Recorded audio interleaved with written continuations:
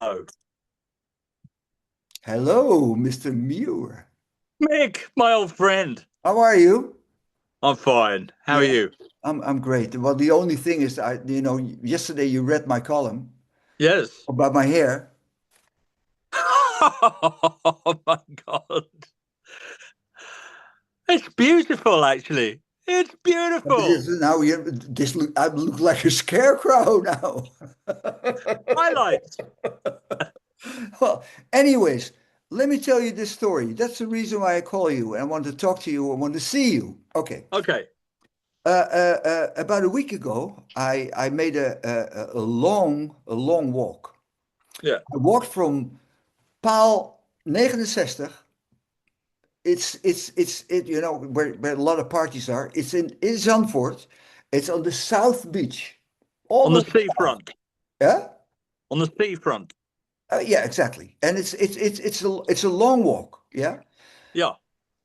On the opposite side, there's north. That's the Bloemendaal. That's a different town. There's Woodstock. Okay. So that day, I walked from Hernán Cataño to Paal 69. That walk was a long walk. Yeah, about 20,000 steps, only Well, only one direction. Huh?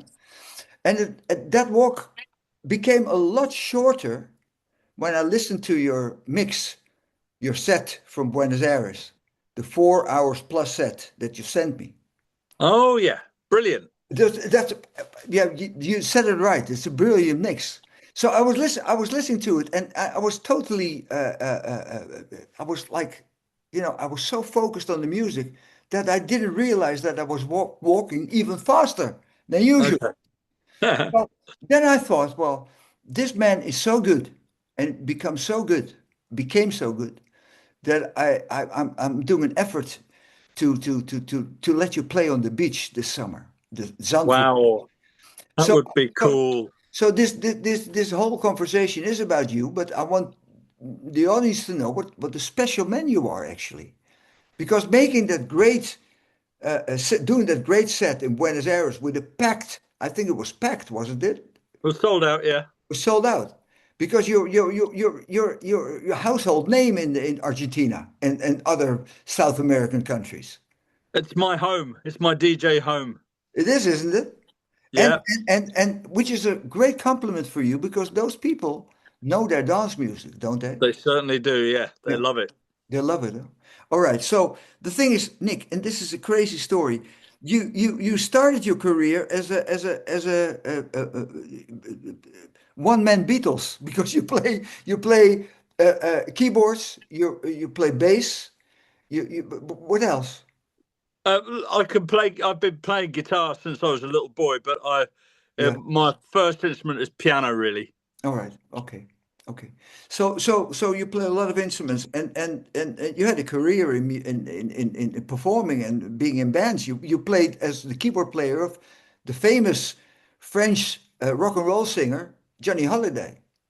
I did. What an experience that was, Mick. Yeah, I can imagine. Crazy. I was only 24, Yeah. and I just went down. I just made a phone call to somebody I knew, Yeah. and I said, "Do you know anybody who's looking for a piano player?" And he said, "How did you know about this?" I said, "Know about what?" And he said, "Well, there's this guy coming, Yeah. Johnny Halliday. Go down on Wednesday afternoon and audition for him." Yeah. I went, "Oh, okay, great." So I went down, I Yeah. played for them, and they said, "You're hired." And so a couple of months later, I was playing in front of 7 or 8 thousand people per night in Paris. Now What that an experience for a young man. experience for a young man, but it didn't stop there. The strange stories, because maybe that's the reason why we like each other so much, because both of us had a very strange life, actually. I don't think you could repeat it, could you, Mick? You know what I mean? It's Unbelievable. a one-off, isn't it? Okay, so then it became the end of the 80s. Yes. And then a new music, it started in America, Detroit, it went to Ibiza, it was taken by Paul Oakenfold and other guys, back to England. Yep. with Denny Rampling and Paul Oakenfold, and we in Holland had this had a kind of a same situation. You know, people went to Ibiza, came back to Holland with experiences with their cassettes. You know, they said, "Listen to this music," and I hated it in the beginning. You know, but then I took my first ecstasy, not my last, and then I loved it. And now, the strange thing is that I'm clean and sober for a long time now, you know. Yeah. And the thing is, I still understand that music because that one pill made me realize how special it was, and it stayed in my system all the time. Was it the same for you? It gets into your DNA, doesn't it? It does, yes, yes, Uh, yes, kind of thing. I was playing with a punk band in the 80s, yes. and I knew a lot of musicians, and I was living on a houseboat in the Thames Oh with my the God. drummer of the band, Oh wow. and he knew some people who were into the party scene, Yes. and I didn't really know anything about it. No. And there's, but I had started. I had the equipment. You see, I had a computer and a sampler, Yes. and I was like, "Oh, this is fun." And Yeah. then they said, "Well, if you're going to make this type of music, then you're going to have to come to a party." Yeah. And so I went to a party with a mate of mine, and he gave me a pill, Yeah. and I was like, "Oh wow, that's what this is for." Yeah. Okay, I get it. And it felt like you know I discovered something that was exactly right for me. So yeah, and I've been doing it ever since, Mick. Okay, okay, great. Now, as a recovering addict, I have to warn the viewer is that because it looks like if you take a pill, your life starts. Well, not always, eh? It is you know I became addicted and I was in recovery. I'm in recovery for a lot of years, so I know you had a nightmare with it, Mick. it is no fun. It is no fun. You know, No, I know. there are other ways to enjoy this music, anyways. But let's go back to you because you love that music, you know, like me. And then you started. Did you start to make music, the dance music, right away, or Um, well, like I said, I had the equipment already, yeah, and then I went and heard the music at some parties, yeah, and that's when the journey started. Like around 1990, that's when I started making music. A friend of mine was a record producer, and he offered me a room in his studio, and I had the equipment. Then I started making the music. Then. all right. And but you know, John Digweed. Let's go to John Digweed. How did you meet him? Well, a friend of mine was a saxophone player in one of the bands that I used to play with, and he knew John Yeah. because they used to play at the, in the skiing season Yeah. in Austria, Yeah. and Simeon was the saxophone player in a little band there, and Mm. John was the DJ, All right. and they spent time together, got drunk together, and had some good times. Yeah. And Simeon, who's the saxophone player, said, "Listen, my mate Nick, who's very good, Yeah. he's started to make this type of music. Why don't you go and meet him in his studio?" Yeah. And John, being John, he did exactly that, and came up to see me, bought a big pack of records, and played me a load of records, and said, "Well, I like this record, and I like that record. Why Yeah. don't you take a bit from that record and put it with this record?" So I was like, "Yes." And that's how we started. All right. And you know, it didn't take long to score a monster hit. No, not long. We were working together for maybe 18 months or 2 years, and we were doing some remixes. Yeah. And he, John decided that he needed his own original track. All right. And so we got together and started to write the track that turned into For What You Dream Of, Yeah. which was our first big record. And John used that on Renaissance The Mix Collection, which was Yeah. his big compilation with Sasha. Yeah. Yeah. Yeah. Yeah. And that was very successful. So that kind of gave us our start, really. That was a break for us. That was under the name of Bedrock. And Exactly. that was the two of us. Yeah. Did you know that, you know, as a nightlife reporter who became successful in the 90s, Yeah. I released two CDs. One I did with Danny Howells and one I did with somebody else. And on the first CD was also For What You Dream Of. One of the tracks on my album. What, on Danny's album? No, my album. Danny's album Oh, was okay. later. Danny's album was later. I released three CDs actually. Right. Nightbook 1, Nightbook 2, and Mick Boskamp presents Danny Howell's Nightlife Report 1. And Yes, yes, I've got that record. yeah, that's it. If you listen to the music in those days, it's faster, isn't it? Yes, it is. We Yeah, had a lot of energy at that point. exactly. So uh, you started with John, and you're still with John after all these years. We're still working together. Yes, absolutely. That's right. All right. It's a long time now, but the thing is, we have an understanding. I understand what he means when he makes comments about the music that we make, Yeah. uh, and we've got to sort of we communicate on that level. Mm. And I've found that to be quite rare in the music business. Yeah, Where you can say something about a track and then you understand what the other person is talking about exactly. because it's hard to put it into words Yeah, sometimes. yeah, yeah. But if you can hear it in your head, then it makes it easier. And I think we've got that. So yeah, we still work together. And then after a while, something really crazy happened because you were always the producer and John was the DJ, and That's right. you started to DJ. I know. When was that? And what's the reason for it to do that? What did John say? He said, "Oh, Nick's decided he's a DJ now." I'm like, "Yes." Um, That well, what happened? sounds very enthusiastic on John's side, huh? Yeah, I mean, I can understand what he's saying. For all those years, I was a producer, and then I started DJing. It's like, okay, what the fuck?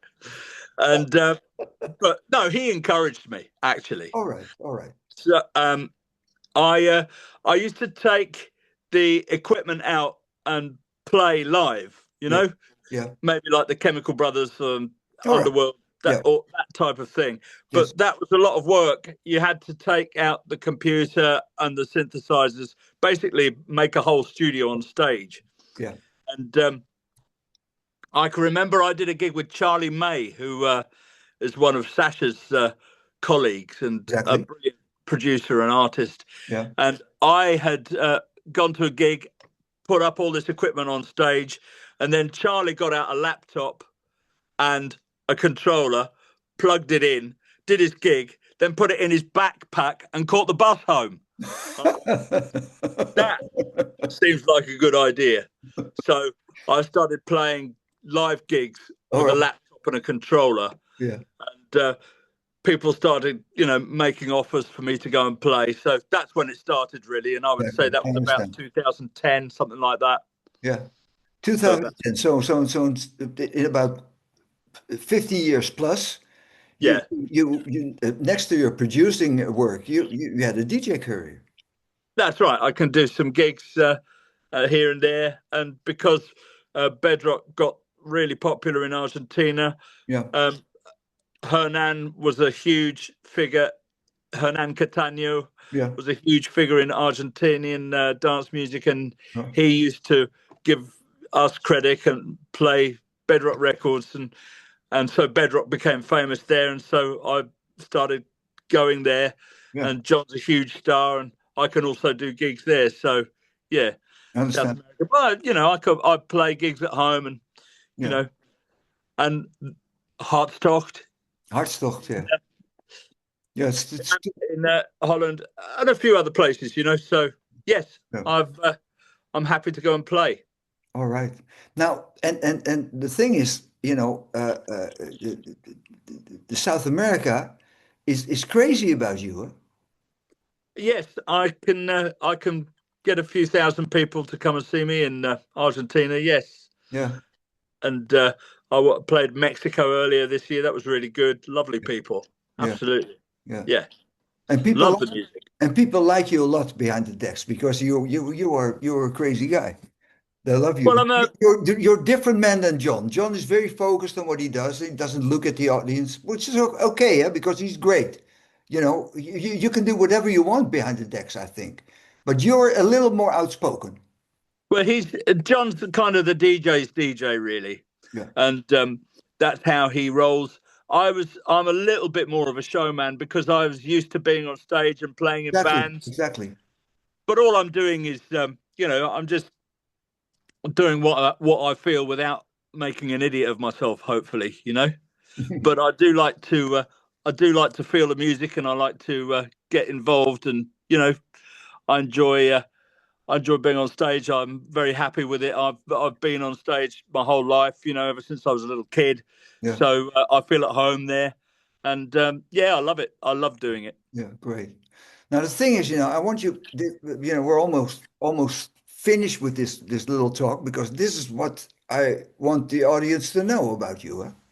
And the thing is, I want you to get to Zandvoort, but for ecocentric reasons as well, because last time you stayed at my place, we had a lot of fun. I remember, but when you played Absolutely when you played NL on the party of Bob and me, with Nathalie Harriet, who played the fantastic weekend, yeah, Mick, it was really they're really nice. and you are absolutely the model host, mate. All right. Well, anyways, when you come over, you can stay at my place again, so it saves money for the organizer, which is great. And Fantastic. And this time you don't have to sleep in Leila's bedroom, but in the master bedroom. And I go in Leila's room. So I'm Don't worry, man. I'll take the sofa. That's no, no, fine. no, no, I'm close to my daughter when I sleep in a room. Sometimes I do that once in a while. Just to feel my daughter, yeah, well, she's in love. So in the weekends, in the past she stays at my place, but I can't, I can't say to her, you have to stay with me. That's No, So she's a bit of a butterfly. She flies around with the new love. So yeah, there are times when I sleep in that bed, but it's a very sad story actually. Then I know. Wait a minute. I'll get my violin. But also, you're a fantastic chef, Mick. That's what people don't know about you. Yeah. You What do make you mean? great food. Yeah. Oh yeah, we ate like kings when I was at your place last time. It was Well, a great weekend. yeah, but don't oversay this because then the organizers think, oh, he loves to come to Holland. Maybe he takes money with him for us. So you have to be careful what you say. Yeah? But Okay, it's definitely gonna be fun. Yeah. I would love to come, and if we make it, I'm so looking forward to it, mate. Can I show you again? Ah! Oh my God. Well, tomorrow I'm going to cut it, short. So hopefully next time, or my haircut, in a couple of months, then you don't see it anymore. Mick, I feel privileged to see it in its true glory. Okay, this summer. Wonderful. Okay, my friend. Take care. Thanks so much, Mick. See you soon. You're welcome. Bye bye. Bye.